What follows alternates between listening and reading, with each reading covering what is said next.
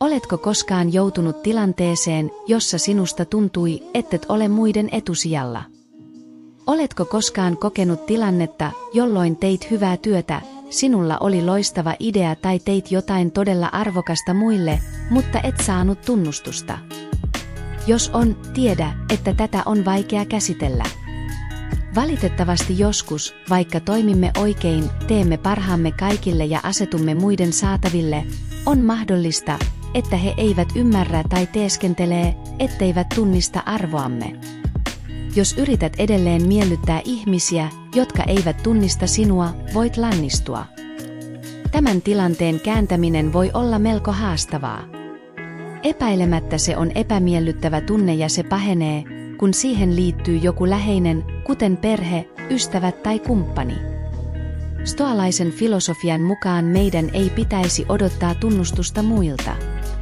Lisäksi se ei välttämättä tapahdu, joten sinun ei pitäisi odottaa sitä, koska se on turhautumisen resepti. Mutta entä jos kertoisin sinulle, että on olemassa menetelmiä, joilla voi tulla jonkun elämän prioriteetti ja tulla tunnustetummaksi? Itse asiassa, jos ymmärrät ja käytät sitä, mitä aiomme näyttää sinulle, on täysin mahdollista, että näin voi käydä. Muutaman vaiheen avulla voit pysyä jonkun luettelon kärjessä.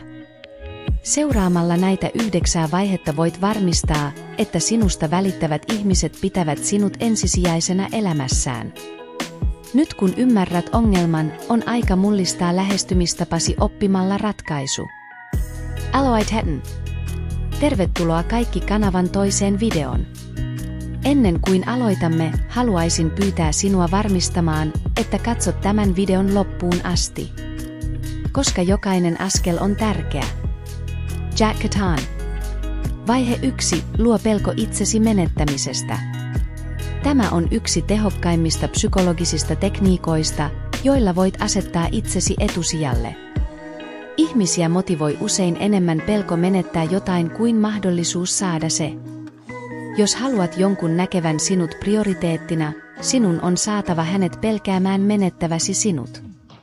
Tehdäksesi tämän, ala vetäytyä emotionaalisesti, lopeta tunteidesi ja luottamusten jakaminen heidän kanssaan ja ala tasapainottaa aikaasi muiden ihmisten kanssa. Tämä saa heidät tuntemaan, ettet ole enää heille yhtä tärkeä kuin ennen. Se on erittäin tehokas tekniikka, mutta sitä on käytettävä huolellisesti. Jos olet liian kaukana, he saattavat lakata yrittämästä saada sinut takaisin. Siksi sinun on käytettävä tätä tekniikkaa viisaasti ja tasapainoisesti. Vaihe 2. Vältä olemasta aina saatavilla. Termi laatu ylimäärän koskee usein monia elämän alueita ja koskee myös ihmissuhteita. Jos haluat olla etusijalla jonkun elämässä, saatat joutua tekemään itsestäsi vähemmän saatavilla. Mitä enemmän se on saatavilla, sitä todennäköisemmin sitä pidetään itsestäänselvyytenä. Tämä ei tarkoita, että sinun pitäisi olla käytettävissä vain silloin, kun se sinulle sopii, vaan jatkuvasti mukautua muihin. On aika priorisoida itsesi, lähettää viesti, että sinulla on elämää heidän ulkopuolellaan etkä vain odota heitä. Tämä saa heidät arvostamaan läsnäoloasi enemmän. Vaihe 3. Pidä yllä mysteeriä. Yleensä ihmisiä kiinnostaa arvoituksellinen ja salaperäinen. Kiehtominen tuntemattomasta voi olla kiehtovaa ja saa ihmiset usein tuntemaan olonsa enemmän yhteydessä ihmissuhteisiin. Hieman salaperäisyys voi hyödyttää sinua, jos haluat, että sinut nähdään prioriteettina. Vältä paljastamasta kaikkea itsestäsi heti. Anna vihjeitä harrastuksistasi ja kiinnostuksen kohteistasi paljastamatta liikaa tietoa. Vastaa kysymyksiin epämääräisesti ja vältä menemästäsi liian yksityiskohtaisesti. Tavoitteena on pitää toinen henkilö kiinnostunut ja innokas oppimaan lisää sinusta.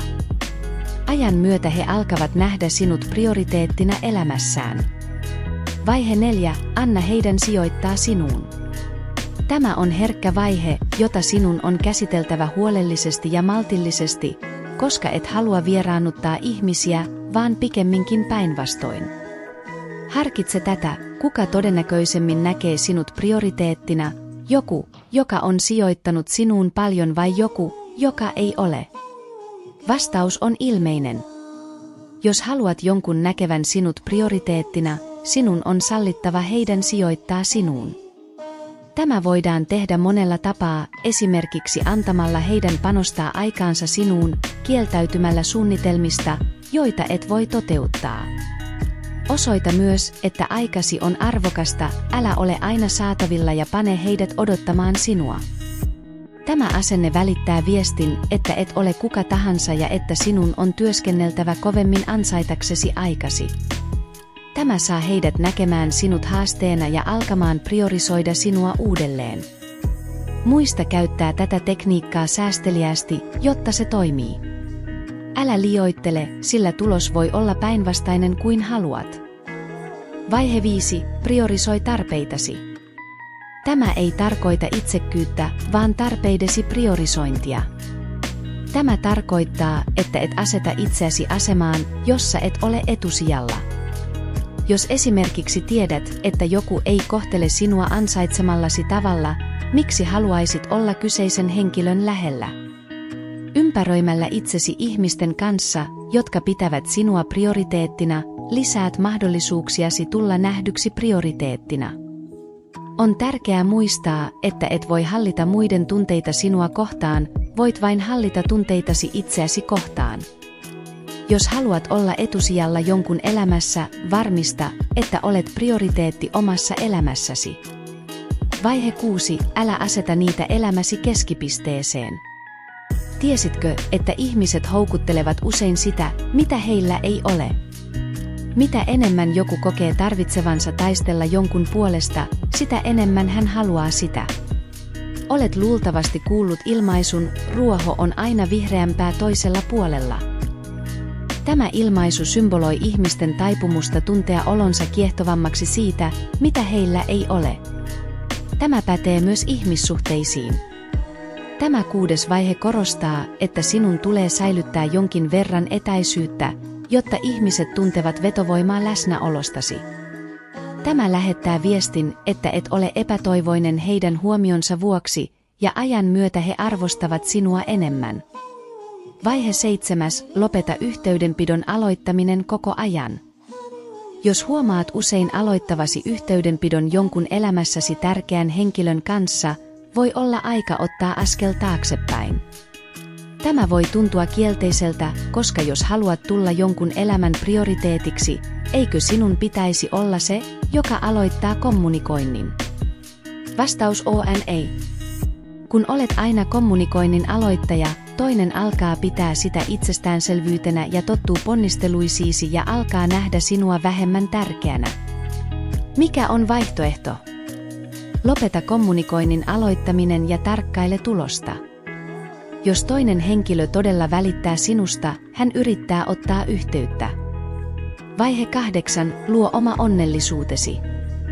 Jos haluat olla prioriteetti jonkun elämässä, on tärkeää luoda oma onnellisuutesi eikä luottaa siihen ollaksesi onnellinen. Vaikka on mukavaa, että meillä on joku, johon luottaa saadakseen meidät tuntemaan olomme hyväksi, riippuvuus jostain muusta onnellisuutemme voi johtaa pettymykseen. Lisäksi, kun luotamme muiden olevan onnellisia, emme todella elä elämäämme, vaan elämme heidän agendansa ja prioriteettiensa mukaan, mikä voi johtaa kaunaan. Jos haluat olla etusijalla jonkun elämässä, on tärkeää luoda oma onnellisuutesi. Tämä ei ainoastaan tee sinusta onnellisempaa pitkällä aikavälillä, vaan se tekee sinusta myös houkuttelevamman muiden silmissä, kun näytät tasapainoisemmalta ja itsevarmemmalta. Vaihe 9. Ole valmis kävelemään pois. Ajatus poistumisesta arvokkaamme ihmisen luota voi olla pelottavaa, mutta se on tärkeä askel. Osoittamalla, että et pelkää kävellä pois, lähetät viestin, että et hyväksy mitään vähempää kuin ansaitset.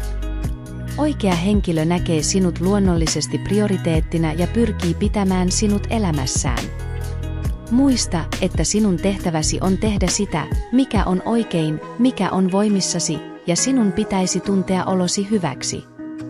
Älä aina odota saavasi kiitosta tai tunnustusta, niin ihmiset alkavat arvostaa sinua ansaitsemallasi tavalla. Lyhyesti sanottuna näiden 9 askeleen tarkoituksena on auttaa sinua nousemaan etusijalle muiden ihmisten elämässä.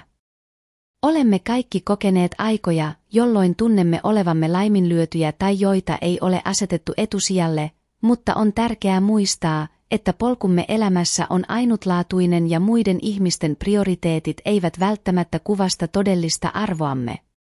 Sen sijaan, että antaisit näiden tilanteiden vaikuttaa itsetuntosi, voit käyttää niitä mahdollisuutena henkilökohtaiseen kasvuun. Tärkeintä on priorisoida itsesi, huolehtia onnellisuudestasi ja hyvinvoinnistasi. Ajan myötä muut alkavat huomata ja antavat sinulle arvon, jonka ansaitset. Muista, että vaikka muut eivät aseta sinua listansa kärkeen, voit ja sinun tulee antaa itsellesi ansaitsemasi prioriteetti. Tämä ei ole itsekkyyttä, se on itsetuntoa ja päättäväisyyttä.